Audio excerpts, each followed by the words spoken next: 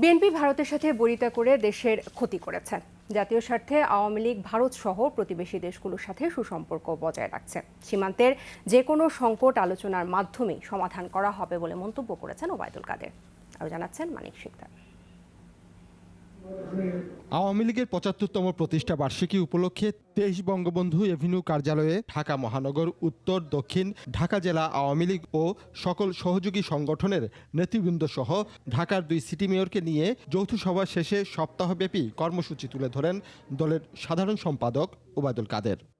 রাজধানী ঢাকা আগামীকাল বেলা ৩টায় বর্ণাঢ্য শোভাযাত্রা, সোহরাওয়ার্দী উদ্যানের সমাবেশ। এ সময় সীমান্ত প্রসঙ্গে ওবায়দুল কাদের বলেন, সব সংকট আলোচনার মাধ্যমেই সমাধান সম্ভব।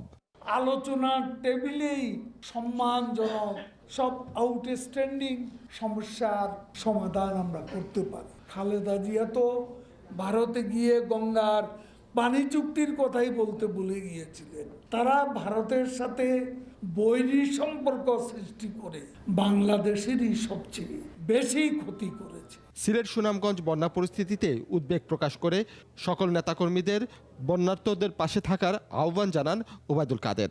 পানিবন্দী জনগণকে সাধ্যমতো সাহায্য সহযোগিতা করার জন্য। মানিক শিকদার, ২১শে টেলিভিশন, ঢাকা।